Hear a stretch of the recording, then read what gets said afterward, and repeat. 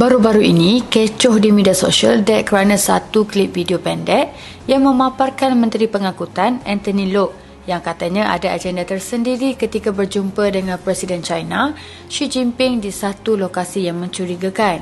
Video yang meraih tontonan sehingga 2 juta itu, durasinya tak sampai 5 minit pun. Tapi ramai yang mula buat ulasan dan berfikir terlebih dahulu. Setro pembangkang apa lagi? Memang gunakan video tersebut sebagai modal politik mereka lah. Kata mereka, adakah negara ini sudah tidak ada protokol? Sudahlah sekarang Malaysia sedang hangat dengan isu jalur gemilang yang tidak cukup sifat lah, jalur gemilang yang dipasang terbalik lah dan sebagainya. Kemudian, tak kurang juga ada yang meninggalkan persoalan yang berbunyi nak pasang parti cawangan komunis atau macam mana.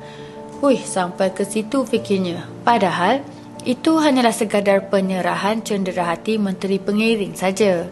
Nak senang faham, cenderahati hanya sebagai tanda kenang-kenangan saja sebab Anthony Loke merupakan Menteri Pengiring sepanjang lawatan negara China di negara kita.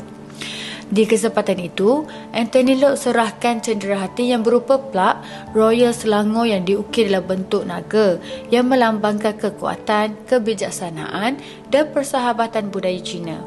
Itu je. Dan yang orang duk kata pintu belakang tu, bukan.